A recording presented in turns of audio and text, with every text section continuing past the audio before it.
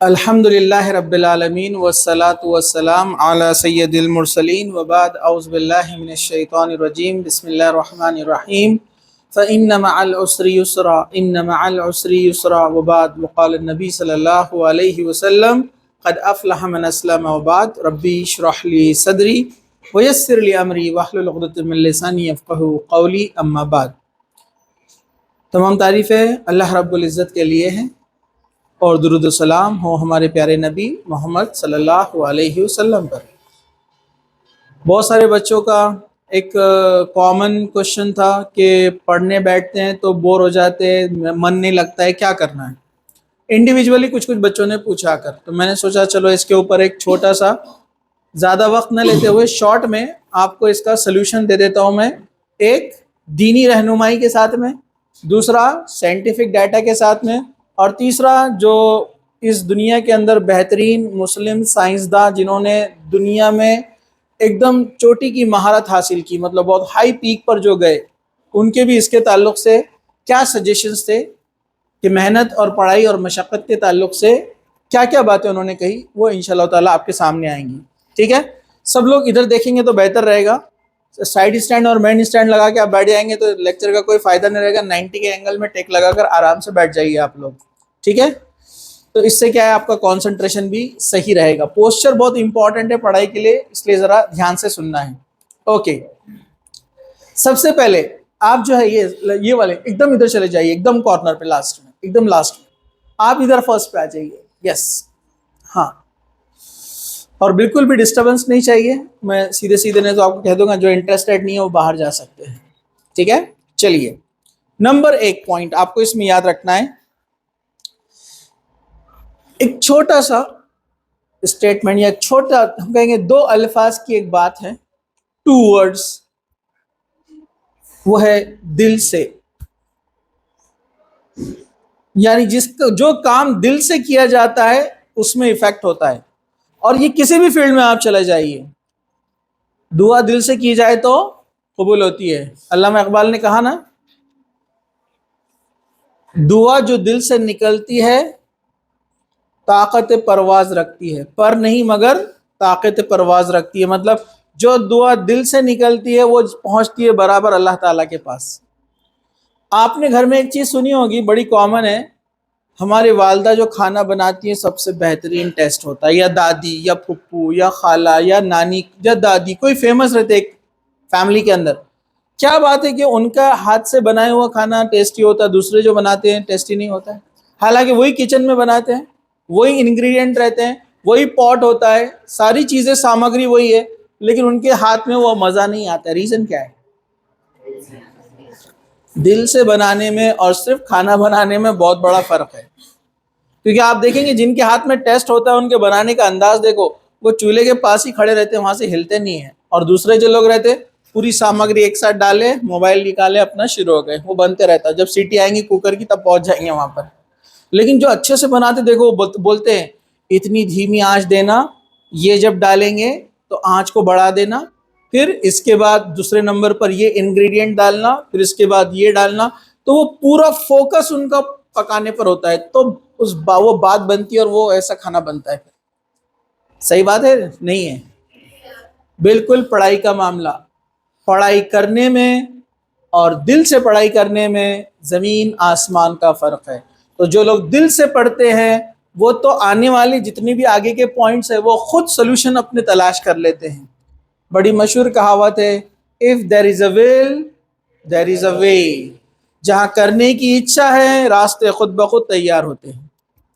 तो आप दिल से पहले डिसाइड कीजिए आपको ये करना है। अपने पर्पस को समझिए, अपने मकसद को समझिए कि आप क्या कर रहे हैं, क्यों कर रहे हैं। नीट दे रहे हैं, JEE दे रहे हैं, CT दे रहे हैं, या ओनली बोर्ड फोकस है, या कुछ और करना है। जो भी आप करने वाले हैं, अपना फुल इंटेंशन कि मुझे ये करना है, तो फिर डेफिनेटली जब दिल से आप करेंगे तो उसमें इफेक्ट रहेगा। मिसालें मैंने दे दी, ज़्यादा बताने की ज़रूरत नहीं है। और दीन इस्लाम ने इसके ऊपर बड़ा जोर दिया कि कोई भी अमल करो तो इखलास के साथ, दिल से, नियत के साथ करो। ऐसे वैसे किया गया अमल कोई हैसियत नहीं रखता अल्लाह के नज़दीक। हम सब जानते हैं, इन्नमल आमालु बिन्नियात, अमलों का दारोमदार नीयत है। नीयत दुरुस्त नहीं है, कितनी भी कोशिशें करते रहो सवाब नहीं मिलेगा। तो दीन खुद उसके ताल्लुक से रहनुमाई करता है कि कोई भी काम करो पहले उसकी शुरुआत दिल से करो। तो आप भी बस पढ़ाई के लिए बैठ रहे हैं तो दिल से बैठिए, और जब दिल से होता है तो फिर ना आपको मोबाइल की याद आती है, ना दोस्तों की याद आती है, ना बोर होता है, ना नींद आती है, ना खेलने का दिल बोलता है, ना सोने का दिल बोलता है, कुछ नहीं बोलता है जब दिल से होता है। तो ये दिल से होना बहुत जरूरी है। नंबर 1 पॉइंट सबसे पहला। चलिए, एक स्टडी है स्टैनफोर्ड न्यूरोसाइंस रिसर्च 2016 में स्टैनफोर्ड यूनिवर्सिटी में ये रिसर्च हुआ प्री फ्रंटल कॉर्टेक्स के ऊपर, जो आपका दिमाग के अंदर जो हिस्सा है। वो स्टडी में बताते हैं कि जब कोई पूरी तवज्जो के साथ पूरे दिल के साथ कोई काम करता है और दूसरा जो डिस्ट्रैक्शंस के साथ काम करता है, उसमें ज़मीन और आसमान का फ़र्क होता है। इसलिए कुछ बोलते हैं ना कुछ बच्चे, यार वो पढ़ता उसको जब भी याद हो जाता, मुझे मैं कितना भी कर, क्योंकि आपके जहन में बहुत सारे डिस्ट्रैक्शन बैठे हुए, दिल से है ही नहीं बैठने। जब आप दिल से बना लेंगे तो आप देखेंगे इंशाल्लाह आपकी पढ़ाई भी बेहतरीन होगी। और इसके ताल्लुक से इब्न हैसम, जिसको कहा जाता है फादर ऑफ ऑप्टिक्स, एक मुस्लिम साइंटिस्ट है। लेंस, आंखें कैसी देखती है उसके ऊपर उनका रिसर्च आप कभी देख लीजिए, नेट पे गूगल कर लीजिए उनको। वो अपनी किताब अल मनाजिर में लिखते हैं, तहकीक का पहला हिस्सा यानी पहला उसूल ये है कि नीयत और मकसद वाज़ेह हो। जो भी काम आप करने जा रहे हैं, रिसर्च करने जा रहे हैं, स्टडी करने जा रहे हैं, तो उसका सबसे पहला पार्ट क्या होना चाहिए? नीयत और मकसद, पूरे दिल के साथ और क्यों कर रहे हैं, ये वाज़ेह होना, क्लियर होना, तो ही वो काम में आपको मजा है। ठीक है? कुछ बच्चे सोच लेते, नीट तो ले लेते, लेकिन ये भी कर लूंगा मैं, ये नहीं हुआ तो फिर ये कर लूंगा, ये ऐसा नहीं हुआ तो ऐसा कर लूंगा। ठीक है, ऑप्शंस रखो, लेकिन पूरा ध्यान आपको इसी पे रखना है कि अभी फिलहाल मुझे ये फोकस करना है, जब नहीं होगा उसके बाद हम ऑप्शंस देखेंगे। ठीक है? चलिए, नंबर 2, सेकेंड पॉइंट। दिल से अगर तैयार हो गए तो अब सेकेंड पॉइंट। दूसरा जो अहम पॉइंट है वो है वक्त की तकसीम यानी time management. Second one is time management. Time को अच्छे से मैनेज करना सिर्फ पढ़ाई के लिए नहीं, हर चीज के लिए है। जो लोग जिम गए हैं या जिम जाते हैं, जो आपके कोई घर के मेंबर कोई जिम जाते हैं, आपने देखा होगा जिम की वो पाबंदी करते हैं टाइम के साथ, रेगुलरिटी, हफ्ते में एक छुट्टी लेते हैं, पूरे दिन बराबर जाते हैं। जिम के अंदर जाते हैं तो वो क्या करते हैं, उनका टाइम फिक्स है, आधा घंटा ये एक्सरसाइज, आधा घंटा सेकंड नंबर पे ये एक्सरसाइज, फिर आधा घंटा ये एक्सरसाइज, हर एक के स्लॉट्स बने हुए हैं, तभी एक परफेक्ट बॉडी तैयार होती है। तो बिल्कुल आपका जहन भी बिल्कुल वैसे ही है। इसी के ताल्लुक से आगे कुछ बातें आएंगी। तो ये बहुत इंपॉर्टेंट है कि हम क्या करें, टाइम को अच्छे से मैनेज करें, क्योंकि आपके जहन में बहुत सारी चीजें चलती हैं, उसको एक जगह लाकर जमा करना और सही वक्त पर उसकी तकसीम करना और उसको मैनेज करना, ये बड़ी जो है कमाल की चीज़ है। इसके ताल्लुक़ से भी एक बड़ी रिसर्च हुई जिसे कहा जाता है न्यूरोलॉजिकल बिहेवियर रिसर्च 2014 में ये एक रिसर्च हुई थी डोपामिन डिसिप्लिन के ऊपर, यानी टाइम ब्लॉकिंग साइकिल। इसका नाम उन्होंने दिया था साइंसदानों ने कि आप जो वक्त पर जो काम करते हैं, आपके जहन को उस चीज़ की आदत हो जाती है, तो उसको बार बार चेंज नहीं करना चाहिए, नंबर 1। दूसरा, जो टाइम आपने दिया है उस टाइम पर पढ़ाई जब आप करेंगे तो आजू बाजू जितने भी डिस्ट्रैक्शंस है उसको हटा देना चाहिए।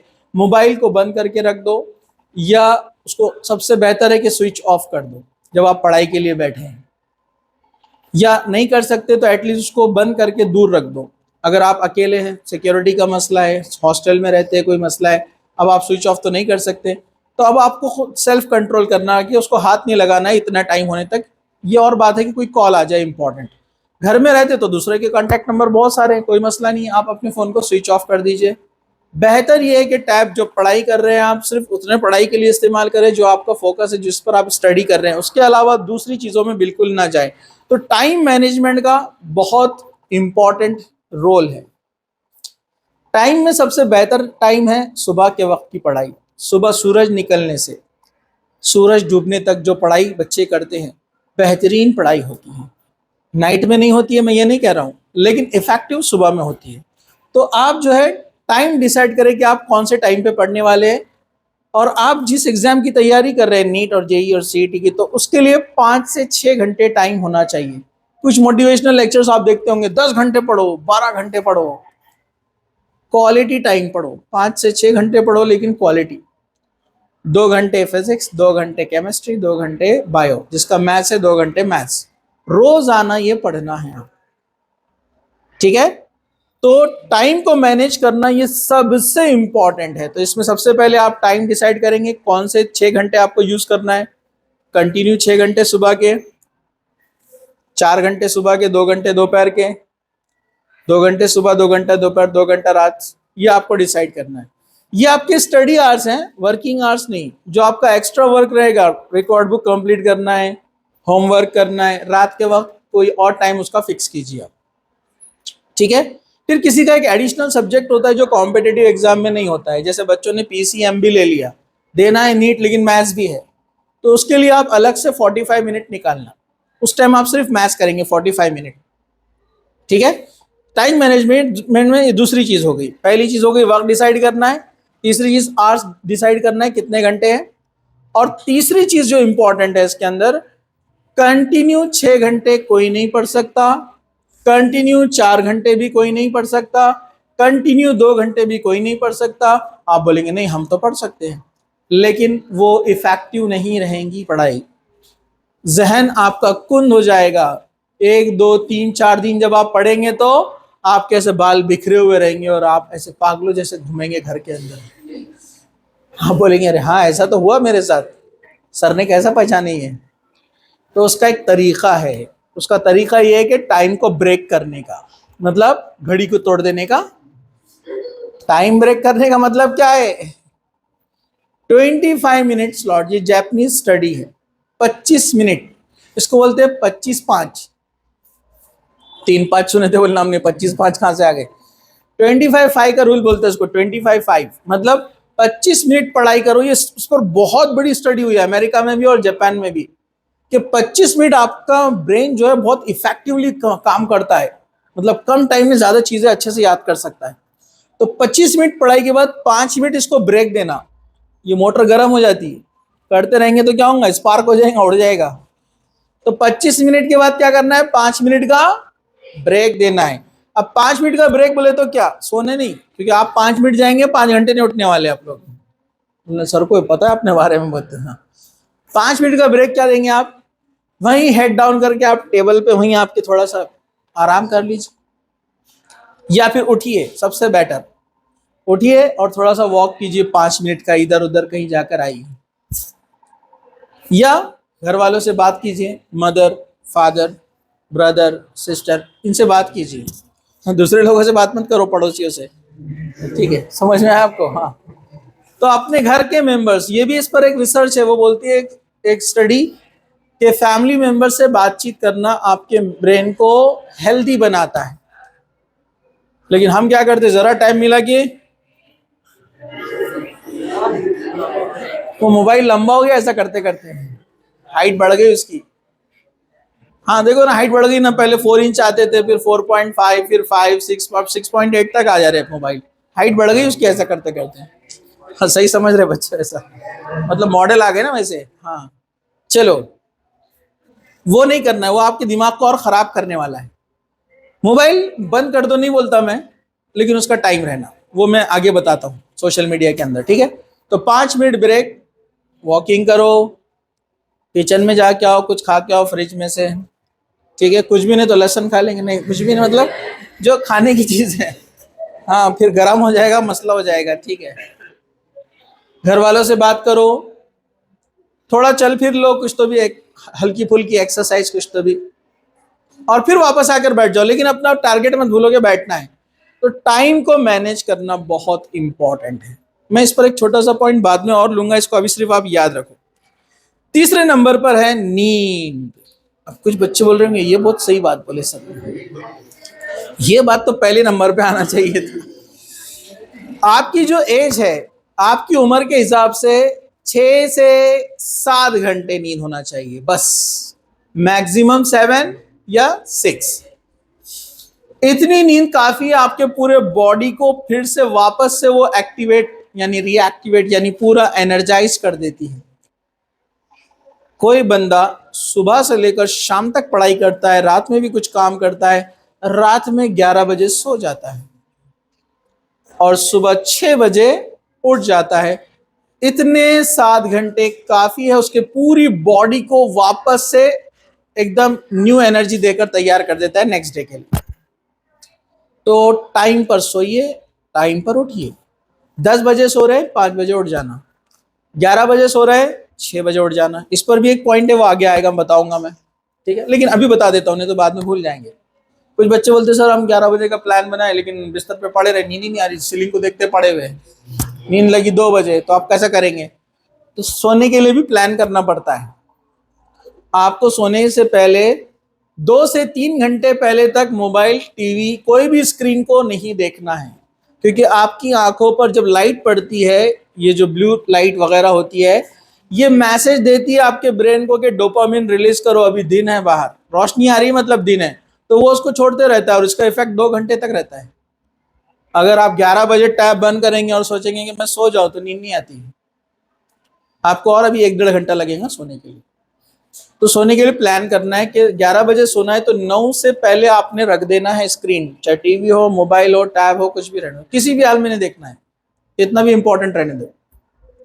दूसरा, लाइट्स ऑफ कर देना जहां पर आप सो रहे हैं। तीसरा, डिस्ट्रैक्शन नहीं होना, चिल्लर पार्टी, चीख पुकार, ये वो चलती ना अपने पास, ज्वाइंट फैमिलीज में बड़ा प्रॉब्लम रहता, तो नॉइज फ्री इन्वायरमेंट।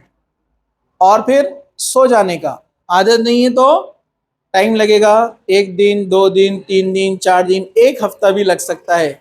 रोजाना आप ऐसे करेंगे तो फिर आदत हो जाएगी। और एक चीज, कोई भी बूस्टर नहीं लेना है मगरिब के बाद। बूस्टर, चाय, कॉफी, सिगरेट, सिगरेट पीते नहीं, सिगरेट नहीं पीते, ठीक है। कोई भी ऐसे बूस्टर जिसमें निकोटीन या कैफीन होता है, ये मगरिब के बाद नहीं लेना है। हाँ बोलेंगे ना तो मगरिब से पहले ले सकते हैं अपन। नहीं, आप लोग माशाल्लाह कोई बच्चे नहीं पीते, मेरे को मालूम है। कोई भी किस्म का कैफीन और डोपामिन नहीं होना, वरना वो आपको नींद से दूर कर देता है, ठीक है। ये समझ में आ गया आपको? तो ये होगा नींद से मुताल्लिक। पहला पॉइंट क्या था, याद है आपको? क्या था? दिल से होना। दूसरा, टाइम मैनेजमेंट इंपॉर्टेंट है। तीसरा, नींद, सही नींद होना है, माइंड फ्रेश होता है, नेक्स्ट डे अच्छे से पढ़ाई कर सकते हैं। अब आ जाते हैं हम चौथे पॉइंट की तरफ। और नींद के ताल्लुक से तो आपको पता है, कुरान में भी अल्लाह ताला ने कहा, सूरह नबा, सूरह नंबर 78, वजअलना लैला लिबासा वजअलना नहारा माशा, कि हमने रात को आराम के लिए बनाया और दिन को काम के लिए बनाया है, माश के लिए बनाया है। लेकिन अगर किसी को आदत है कि दिन में जमता ही नहीं है, रात की ही आदत है, तो रात में पढ़ सकते हैं, गलत नहीं है, क्योंकि शरीयत में इसकी इजाज़त है कि रात में वो शख्स जाग सकता है जो कोई मेहनत का काम कर रहा है, तालिब इल्म है, दीन का इल्म हासिल कर रहा है, शरीयत का इल्म हासिल कर रहा है, या कुछ ऐसे काम कर रहा है जिससे इंसानियत को फ़ायदे होते हैं, तो ठीक है, फिर कोई मसला नहीं है। लेकिन बेटर है कि आप दिन में पढ़ाई करिए। चलिए, चौथे नंबर पर छोटे छोटे टारगेट बनाएं। छोटे छोटे टारगेट में, पहले ये पॉइंट ऊपर टाइम मैनेजमेंट में आ गया कि 25 मिनट का मतलब 25-5 यानी 25-5 का जो रूल है कि 25 मिनट पढ़ाई करना है, 5 मिनट ब्रेक, ये आप अपना बनाइए। और छोटा छोटा जो गोल किया जाता है ना, वो बहुत अच्छे से काम होता है। और अल्लाह के रसूल ने फरमाया ना नेकी के बारे में, कि अल्लाह ताला को वो नेकी पसंद है जो थोड़ी थोड़ी की जाती है लेकिन रोजाना की जाती है, बनिस्बत उस नेकी के जो कभी कभार की जाती है और बहुत बड़ी है, दिखने में बहुत बड़ी नेकी है, बहुत नेक बन गए, एक दिन रात भर नमाज पढ़ रहे, बाद में गायब, तो वैसे नहीं, ठीक है, रोजाना करना चाहिए, चाहे थोड़ा क्यों ना हो। तो ये टाइम मैनेजमेंट में ऊपर बात गुजर चुकी। चलिए, जिस्मानी वर्जिश, मतलब आपको फिजिकली वर्क भी करना चाहिए अगर ब्रेन को हेल्दी रखना है तो, ठीक है।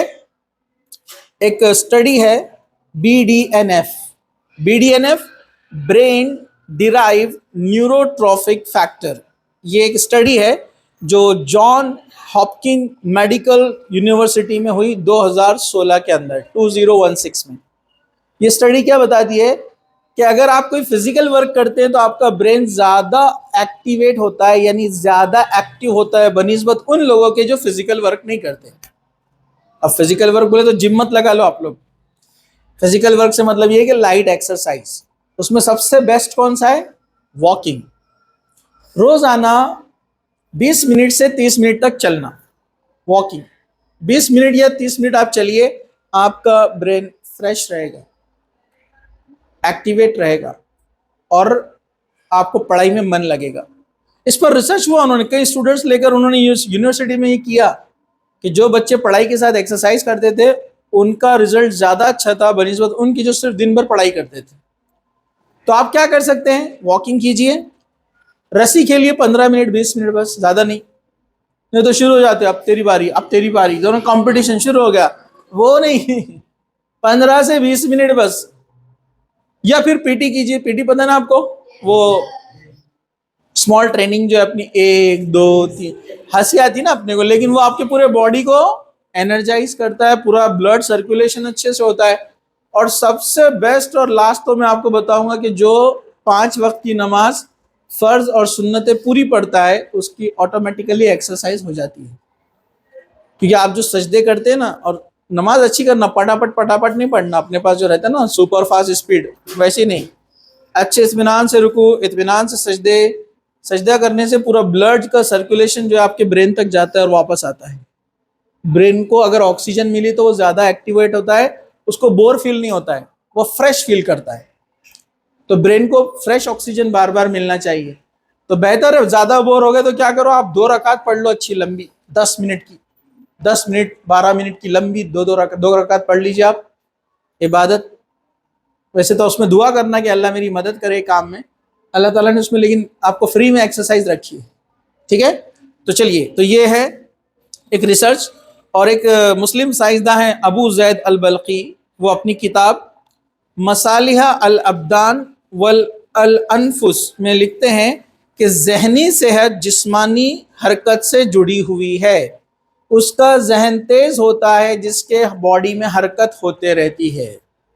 हरकत मतलब वो थरथराते रहता नहीं, मतलब हरकत से मतलब ये है कि वो एक्टिविटी करते रहता है, समझा आपको। और अंग्रेजी में भी कहावत है, आपने सुना है ना, healthy mind in healthy body, healthy mind in healthy body. अंग्रेजी में कहावत है, जिसका जिस्म सेहतमंद है दिमाग भी सेहतमंद होता है। तो कुछ लोग आपने देखा होगा एक जगह बैठे रहते, हिलते नहीं, एकदम डंप हो जाते एकदम, फिर वो पढ़ाई में बोर हो जाते हैं, डिप्रेशन का शिकार हो जाते हैं। फिर घर वाले ले जा रहे, डॉक्टर को बता रहे, फूकने वाले को लेके जा रहे, सब जगह कहाँ जा रहे, ठीक है, बच्ची को क्या हो गया, बच्चे को क्या हो गया, पहले बड़ा एक्टिव।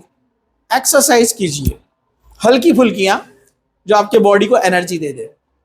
तो आप मामूल बनाइए, सुबह उठने के बाद हल्की पीटी करेंगे आप, या जो वार्म अप होते हैं ना छोटे से, पता है स्कूल में जो कराते थे आपको, वो वॉकिंग कीजिए, रस्सी खेलिए थोड़ा सा, उसमें लग नहीं जाना, थोड़ा सा, ठीक है।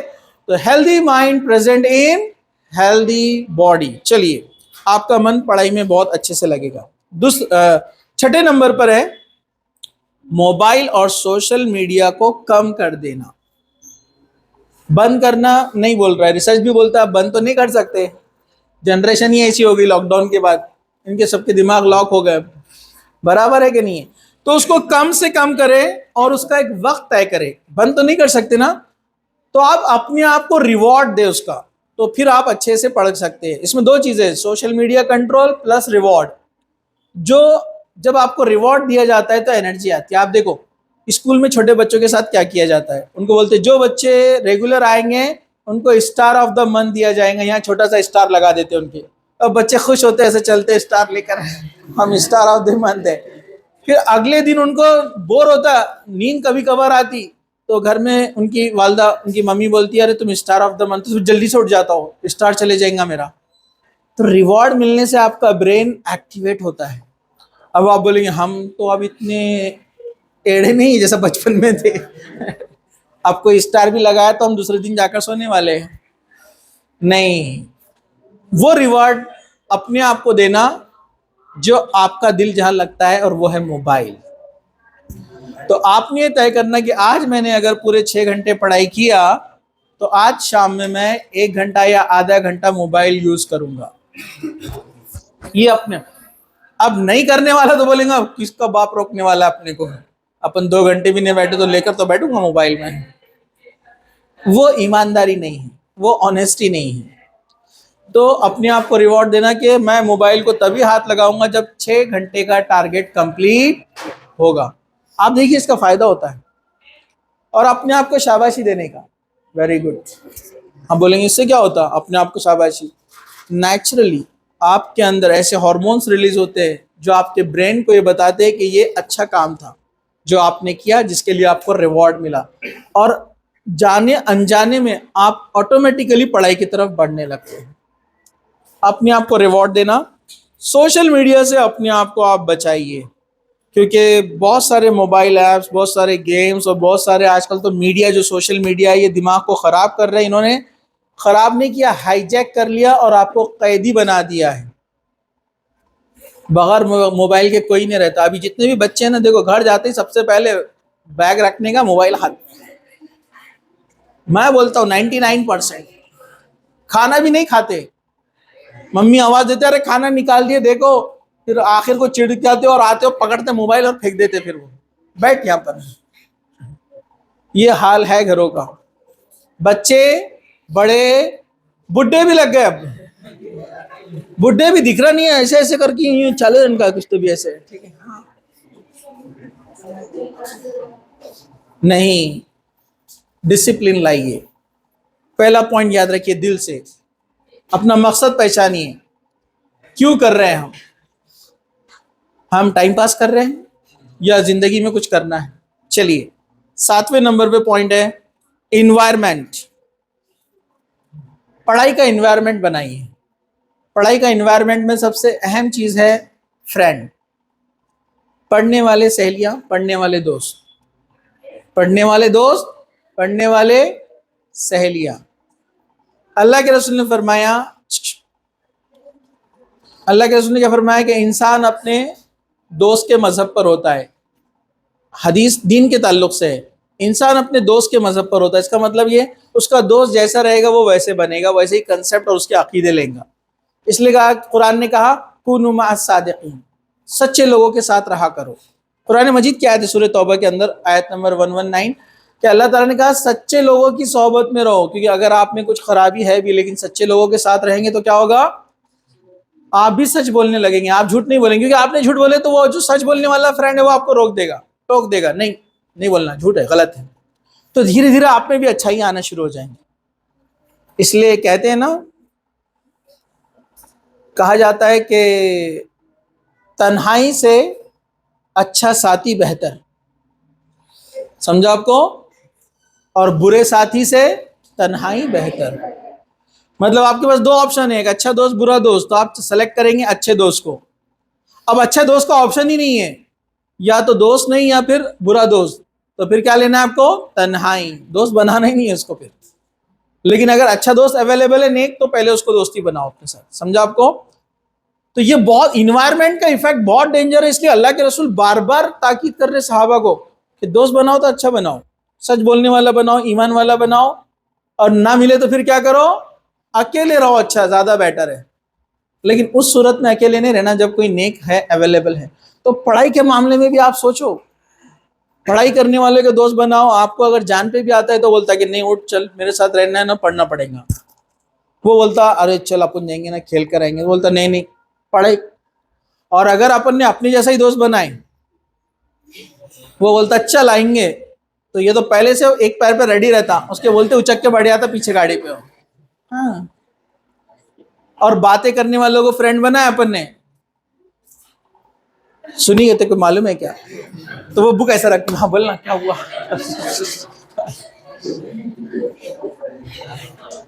अपन तो तैयार है एक कदम पे, लेकिन अगर पढ़ने वाली सहेली है तो वो दूसरा डिस्कशन नहीं निकालती, और गलती से आपने भी उसको बोले कि तेको मालूम पड़ा क्या, कुछ नहीं, पढ़ाई। एक तो चुगली गिबत से बच जाएंगे और दूसरा पढ़ाई होंगी, दीन भी काम आ गया आपके और दुनिया भी। अच्छे फ्रेंड का ये फायदा है। अल्लाह के रसूल ने फरमाया, नेकी के बारे में बताया, हालांकि हम पढ़ाई के बारे में कोरिलेट कर रहे हैं उसको। कहा कि एक अच्छे दोस्त की मिसाल कैसी है, एक अत्तार की। नेक दोस्त की मिसाल कैसी है? अत्तार की, इत्र बेचने वाला। उसके साथ रहोगे तो कुछ ना कुछ गिफ्ट देंगे ना, खुशबू, कुछ नहीं भी दिया तो उसके साथ बैठोगे तो अपने कपड़ों को महका कर उठोगे, बराबर है कि नहीं है। और बुरे दोस्त की मिसाल ऐसी है जैसे एक लोहार की, उसके पास बैठोगे तो कभी ना कभी कपड़े जलाकर उठोगे। बहुत खतरनाक होता है बैड फ्रेंड, ये बात याद रखिए। आप अच्छे भी है तो उसकी चीजें आपको लगने वाली है किसी ना किसी वे में। अच्छे दोस्त बनाइए, एक तो दीनदार बनाइए, दूसरा मेहनत करने वाले, पढ़ने वाले, सिंसियर बनाइए। अगर ऐसे लोग नहीं है तो फिर अकेले रहिए। ये इस्लाम सिखाता है हमको। और ये बहुत अहम है कि माहौल का इफेक्ट कैसे पड़ता है ब्रेन के ऊपर। इसके ऊपर 2017 में एक स्टडी हुई पूरी, environmental psychology sensory pathway activate बोल के एक स्टडी का नाम है, इन्वायरमेंटल ब्रेन साइंस रिव्यू। आप इसको इंटरनेट पर सर्च कर सकते हैं। बड़ी स्टडी हुई इसके ऊपर के आप कितने ही अच्छे हैं, एफिशिएंट है, बहुत मेहनती है, लेकिन आपका साथ ही अच्छा नहीं है तो इफेक्ट कैसे होता है। ये बहुत इंपॉर्टेंट है। पानी है, पानी में गुलाब डालेंगे, पानी और बेहतर बन जाएगा। पानी है वही, उसमें गटर का पानी डालेंगे, गुलाब नहीं बनेगा। समझा आपको। पानी वही है लेकिन किसके साथ रहता है उसको इफेक्ट करता है। पानी है, पानी के अंदर आप कोई मिनरल्स डालते हैं, पीने के लिए सेहतमंद हो जाता है। उसी पानी में आप सोडियम डालेंगे, सिर्फ धमाका होगा, पॉइजनस बन जाएगा। तो एक ही चीज है, उसके साथ कौन आ रहा है उसका इफेक्ट वैसे होता है। पानी अपना सब कुछ बदल दे रहा है कि उसका साथी कैसा था उसके साथ। तो ये बात आप याद रखिए, बहुत इंपॉर्टेंट है। अच्छे साथी, अच्छे दोस्त बनाइए। अपने को लगता है नहीं मैं तो बहुत स्ट्रांग है, मेरे को कोई फर्क नहीं पड़ता, मेरे साथ कोई भी रहो, गाली देने वाला रहने दो, नहीं पढ़ने वाला रहने दो, टुकार रहने दो। नहीं नहीं नहीं, धीरे धीरे धीरे उसकी आदतें अपने अंदर आती है। सुस्ती, काहेली, नहीं पढ़ना, सुस्ताना, सोना, बातें करना, सोशल मीडिया, फिर बेकार फजूल बातें धीरे धीरे आती है। अल्लाह के रसूल फरमा रहे कि मत रखो ऐसे दोस्त। चलिए हम आगे बढ़ते हैं। 8वां पॉइंट, एक अपने मुस्लिम साइंसदान, इन्होंने इसके ऊपर काफी वर्क किया कि इन्वायरमेंट का इफेक्ट कैसे बनता है। नसीरुद्दीन अल-तूसी, ये इनका ऑब्जर्वेशन पर काफी स्टडी था। वो बोलते हैं कि इन्वायरमेंट का इफेक्ट बहुत ज्यादा होता है। ठीक है, इसी तरह हम आगे बढ़ते हैं। 8वां है दिल को अल्लाह की याद से मजबूती से जोड़े रखना, यानी अल्लाह ताला से दुआ भी करना, नमाज, अस्कार, दुआएं वगैरह करते रहना जो आपके दीन और दुनिया दोनों में काम आते हैं। ये बहुत अहम चीज़ है। अल्लाह ताला ने फरमाया अला बिज़िक्रिल्लाहि तत्मइन्नुल क़ुलूब, लोगों के दिलों को, यानी दिलों को जो इत्मीनान मिलता है वो कैसे मिलता है, अल्लाह के जिक्र से मिलता है। तो कभी पढ़ते पढ़ते अगर आप बोर हो गए, मन नहीं कर रहा है पढ़ने का, तो आप क्या कीजिए, थोड़ा कुरान पढ़ लीजिए। थोड़ा कुरान पढ़ लीजिए, एक सफ़ा, फिर भी नहीं हो रहा है, सूरह फातिहा पढ़ लिए, उसमें शिफा है सूरह फातिहा में। अल्हम्दुलिल्लाह रब्बिल आलमीन। आयतल कुर्सी पढ़िए, बेहतरीन जरिया है शैतान को भगाने का। सूरह इखलास पढ़िए, कुल वल्लाहु अहद, सूरह फलक पढ़िए, सूरह नास पढ़िए। आप देखेंगे आप वापस से सुकून में वापस आ जाएंगे, बोरियत ख़त्म हो जाएगी। तो अल्लाह ताला को याद करना, जिक्र करना, नमाज की पाबंदी करना, ये आपको पढ़ाई में बहुत ज़्यादा फ़ायदेमंद रहेगा। 9 नंबर पर है मुसलसिल मज़ाहमत, ना छोड़ना, करते रहना, जिसको बोलते हैं जिहाद। जिहाद का माना लोग समझते लड़ाई करना, नहीं, जिहाद का मतलब है कोशिश, स्ट्राइव, नॉन स्टॉप कोशिश करते रहने को जिहाद बोलते हैं। तो ये बहुत अहम चीज है। और जो नफ्स का जिहाद होता है ना, वो सबसे बड़ा जिहाद होता है। नफ्स का जिहाद मतलब अपने आप से लड़ना। सामने वाले से लड़ना आसान है, अपने से लड़ना आसान नहीं है। कैसे? शिद्दत से अंदर से आवाज आ रही, सो जा बेटे सो जा, समझा? मम्मी पापा आएंगे, लाल खिलौने लाएंगे, नहीं, अंदर से आवाज आती है तू बहुत थक गया है अब सो जा। लेकिन आप बोलते हैं कि नहीं, ये डिसिप्लिन और अपने मैनेजमेंट के अंदर ये टाइम सोने का नहीं है, इसलिए मुझे नहीं सोना है। तो फिर क्या करना है? नींद तो आ रही है, फेस वॉश, वजू कीजिए, थोड़ा अरबी पढ़िए, पढ़ते बैठ जाइए। बहुत ज्यादा शिद्दत की आ रही है, किसी वजह से रात में सोना नहीं होता, थोड़ा सोकर उठ जाइए, ठीक है, अपनी जान पर भी जुल्म नहीं करना है। लेकिन आम हालत में नींद आ रही है, आदत तोड़ना है, तो आपको अपने आप से लड़ना है। कुश्ती में किसी को हराना आसान है, उसके लिए थोड़ी एक्सरसाइज की, थोड़ी मेहनत की, टेक्निक सीखे आपने, सामने वाले को हरा दिए। लेकिन खुद से लड़ना सबसे टफ काम है। वो बोलता सो जा और आप बोल रहे कि नहीं, सोना तो नहीं है, टाइम नहीं है, रात में सोया ना। अपने आप को बोलना, आईने में खड़े रहना और गालियां देना, दो चार ना, गालियां मतलब अच्छे बोलना, अबे गधे रात में सोया 6-7 घंटे, अभी शर्म नहीं आ रही क्या? आप लोग भी बोल सकते हैं अपने आप को, गधी बोलना पड़े। मिरर में देखो, हाँ रियल में मिरर में देखो और बोलो शर्म नहीं आती? बोलना तुम्हारा बाप इतनी मेहनत करता, माँ इतनी मेहनत कर रही है, सोने का बोल रहे, एक लगाऊंगी, बोलना लगाना नहीं, सामने मिरर है, टूट जाएगा, ठीक है। तो इसको बोलते हैं अपने आप से लड़ना। पूरा टाइम सेट कर दिए, पढ़ने के लिए बैठ गए, दोस्त आता बाहर से आवाज देता चल जाकर आएंगे, ये अपने आप से लड़ना है कि बोलना है कि मैं नहीं आ सकता। बोलता है यार ये इतनी दोस्ती इतनी रह गई क्या, बोलना इतनी रह गई, बोलना। बोलता है ये कोई बात है क्या, मैं तेरे लिए आता, मत आ बोलना कल से, क्योंकि मेरे वालिदैन पैसा खर्च कर रहे हैं, वो मैं उनकी कुछ ख्वाब है, कुछ उनको पूरा करना है, वो थोड़ी आने वाला है बाद में। वो क्या आपको शादी करवा के देगा, आपके बीवी बच्चों को संभालेगा? वो अपनी लाइफ है। अरे अपनी, वो 2 साल 3 साल आपके साथ है, बाद में सिर्फ चबूतरों पे मिलेगा, और रात में काम पे से आने के बाद, जॉब पे से आने के बाद। अपने बूढ़े वालिदैन जब हो जाएंगे तो उनको देखना आपको है, उनकी जिम्मेदारी आपके कांधों पर रहने वाली है। फिर उसके बाद तो अलग स्टेप है, कौम के लिए करना, लोगों के लिए करना, इंसानियत के लिए करना है जो कुछ। तो आप ऐसे दोस्तों को मत रखिए, बोलना जा भाई जा। ये है अपने आप से लड़ाई करना, इसको बोलते हैं जिहाद फी नफ्स, कि बुराइयों से अपने आप से लड़ना, कि बुराई से बचना है। अंदर से दिल बोलता है, नफ्स बोलता है कर ले, बड़ा मजा आएगा, बड़ा आराम मिलेगा, घूमना फिरना ये वो।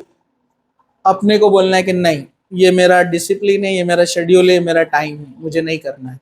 चलिए, तो इसके ऊपर तो बहुत बड़ा रिसर्च है, अब वक्त नहीं है मेरे पास सब ये बोलने का। न्यूरो प्लास्टिसिटी रिसर्च MIT 2020 में इसके ऊपर रिजल्ट, बहुत बड़ा रिसर्च हुआ था कि एक इंसान के लिए बड़ा मुश्किल जाता है अपने अंदर की जो ख्वाहिशात है उसको रोकना।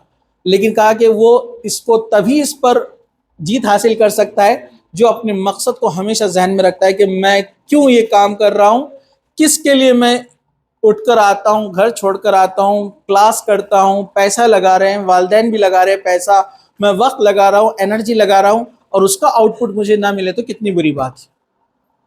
तो ये तभी मुमकिन है जब इंसान अपने सारे अज़ाइम को याद रखे। 10वां पॉइंट है उस्ताद और माहिरीन से रहनुमाई लेते रहने, यानी जो एक्सपर्ट्स और टीचर्स हैं आपके, जो इस फील्ड के परफेक्ट जिसको हम कहेंगे, या जो इस फील्ड के माहिर है, आप उनसे पूछिए कि हम ऐसे ऐसे तो कर रहे हैं, आपने जो बातें बताई थी हमने उसको किया, लेकिन क्या इसमें हमको ये प्रॉब्लम आ रही है, अब इसको हम कैसे हल करें, हमको समझ में नहीं आ रहा है इसको कैसे सॉल्व करना।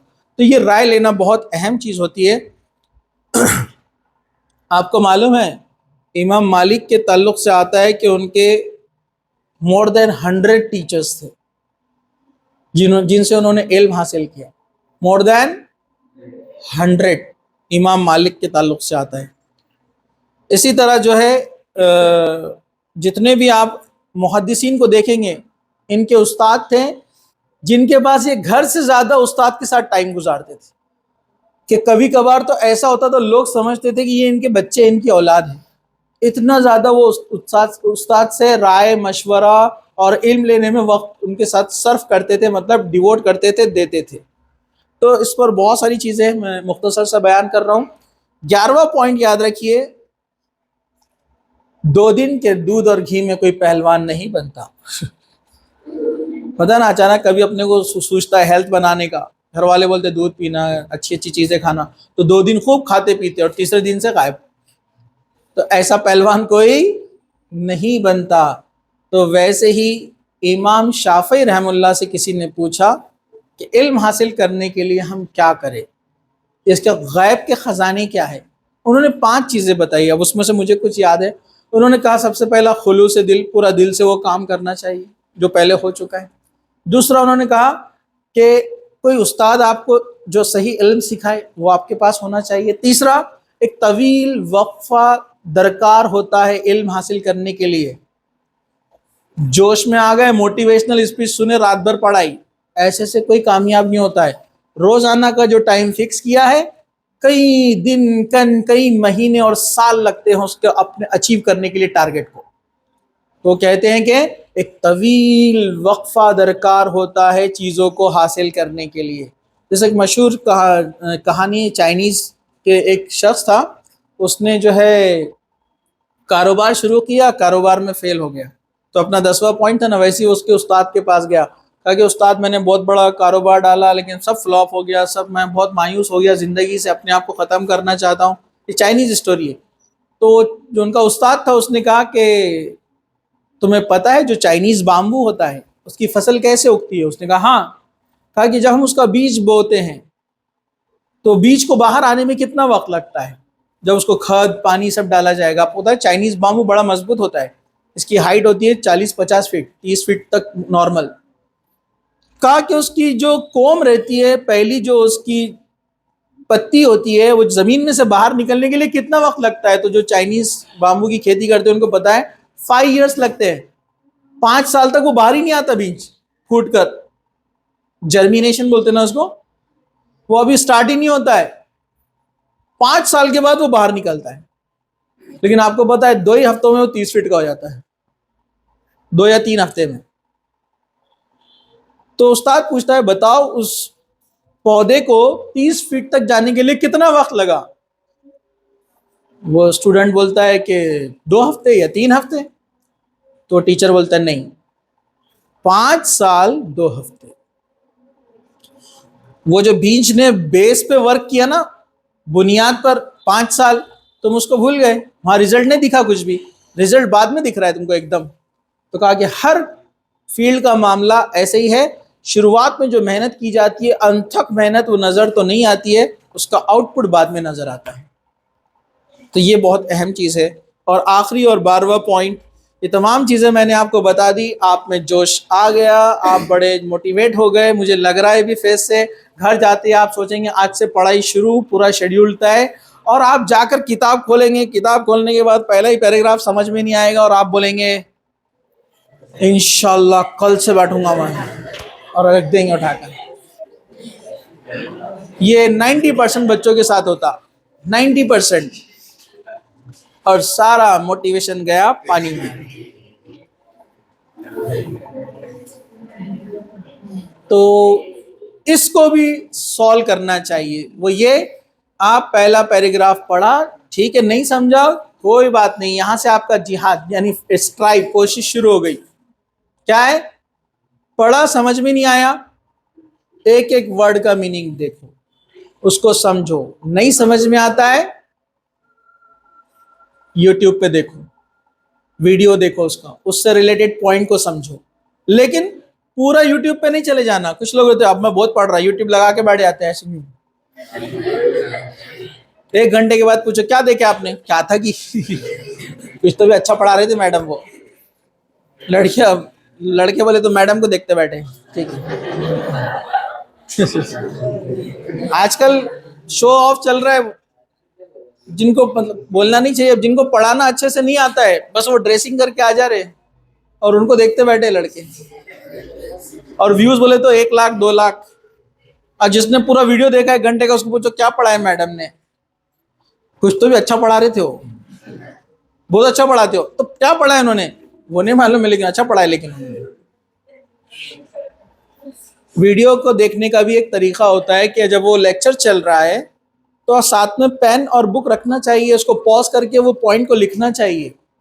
वो मूवी नहीं है जो पूरी आपको समझ में आ जाएंगी और याद हो जाएंगी, क्योंकि मूवी में एक्शंस होते हैं और बहुत सारी चीज़ें होती है, और उसको अलग वे में डिज़ाइन किया जाता है। लेक्चर क्या होता है, लेक्चर मेथड अलग है, वो सामने सिर्फ एक शख्स बोलता जा रहा है, चीज़ें याद नहीं रहती है, उसको लिखना पड़ता है। मतलब 1 घंटे का वीडियो आपको अच्छे से समझना है तो 3 घंटे लगते हैं। ऐसी स्पीच सुन रहे तो आप सुन सकते, कोई मसला नहीं है, लेकिन आपके सिलेबस का है ना एकेडमिक, 1 घंटे की वीडियो को 3 घंटे लगते हैं समझने के लिए, रुक रुक कर लिख कर उसको, वो सही तरीका है। ठीक है, खैर आपने पहला पैराग्राफ पढ़ा, समझ में नहीं आया तो आप उसको उतना देख लीजिए, फिर आगे कंटिन्यू। इसको बोलते हैं हिम्मत नहीं हारना। जिसने सोचा कल से, कल कभी नहीं आता है, सबको मालूम है।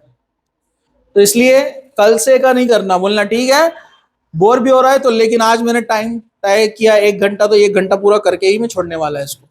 और याद रखो बच्चे फिर सोचते हैं, एक साइकोलॉजिकल ये आता है आपके माइंड में जहां पर आप हिम्मत हार जाते हो, वो ये कि सर ने बोले एक एक लाइन अच्छे से समझ के करो, 1 पेज पढ़ने को मेरे को तो 1.5 घंटा लग गया, चैप्टर में तो 30 पेज है, ये कब खत्म होगा, 3 दिन 4 दिन लग जाएंगे, इसको लगने दो, 3 दिन लगने दो, 4 दिन लगने दो, 5 दिन लगने दो चैप्टर खत्म होने को, धीरे धीरे करो।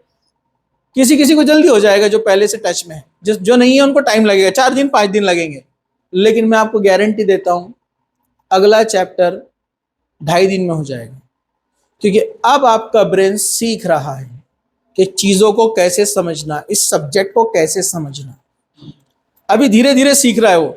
आप गिव अप कर देंगे तो फिर कभी नहीं सीख पाएंगे, वो ब्रेन भी नहीं सीख पाएगा। आपने देखा ना छोटे बच्चों को वो लाकर देते गेम्स, एकदम अभी जिन्होंने बच्चों ने बैठना सीखा है, आपने देखा एक छोटा सा ऐसा एक पोल होता है, उसमें रिंग डालना पड़ते हैं, वो पोल नीचे से बड़ा होता है और ऊपर की तरफ पिरामिड जैसा होता है ना। तो बच्चा क्या करता, पहली बार में छोटा रिंग डाल देता तो वो नीचे जाता ही नहीं, फिर वो निकालता, फिर दूसरा डालता, वो थोड़ी दूर तक जाता, फिर वापस आ जाता, फिर बड़ा रिंग डालता तो नीचे तक चले जाता। अगली बार आप वो बच्चे को बिठाओ, पहली बार में वो बड़ा रिंग डालेगा, किसने सिखाया उसको? ऐसे टीचर ने आके उसको बोर्ड पे सिखाया, बेटे बड़ा रिंग पहले सिखाया इसको किसी ने, और उसने बोला यस सर वेरी गुड, हो गया कैसा? किसने सिखाया उसको? उसके ब्रेन ने खुद सीखा कि ये ऐसा नहीं ऐसा होता है, बड़े वाला रिंग पहले डालना पड़ता है। तो वैसे ही जब पहला चैप्टर आप स्लोली स्लोली स्लोली पढ़ेंगे, 4 दिन लगने दो, 5 दिन लगने दो, अब आपका ब्रेन सीख रहा है कि ये लाइंस को कैसे समझना है। और अगले वाला चैप्टर सेम सब्जेक्ट का है तो सिमिलर पॉइंट्स आते हैं, सारे डिक्शनरी के मीनिंग आपको देखना भी नहीं पड़ते, बहुत सारे तो 30% रिपीट हो जाते हैं। 3rd चैप्टर 2 दिन में हो जाएगा, उसके बाद वाला 1 दिन में हो जाएगा, लेकिन थोड़ा हिम्मत रखना पड़ेगा, ये बात याद रखिए। तो ये थे 12 पॉइंट्स कि अपनी बोरियत को कैसे दूर करें, पढ़ाई में मन नहीं लगता है तो मन कैसे लगाए। ये तमाम चीज़ें आप इंशाल्लाह याद रखेंगे तो आपका ऐसा हाल नहीं होगा। ठीक है, अल्लाह ताला से दुआ है कि अल्लाह सुब्हानहू व तआला हम सबको मेहनत कश बनाए और पढ़ाई में हमारा मन लगाए, दिल लगाए, और अल्लाह ताला दीन के साथ साथ दुनिया में भी हमको कामयाब करे। अल्लाह सुब्हानहू व तआला हमारे मकसद में हमको कामयाब करे। अल्लाह ताला दुनिया में हमारा नाम रोशन करे और दीन में भी हमारी इबादतों को अल्लाह कबूल करे। अल्लाह ताला जब तक हमें ज़िंदा रखे, इस्लाम पर ज़िंदा रखे, ख़ातिमा ईमान पर हो। व आखिर दावाना अल्हम्दुलिल्लाहि रब्बिल आलमीन। सुब्हान रब्बिका रब्बिल इज़्ज़ति अम्मा यसिफून व सलामुन अलल मुरसलीन वल्हम्दुलिल्लाहि रब्बिल आलमीन।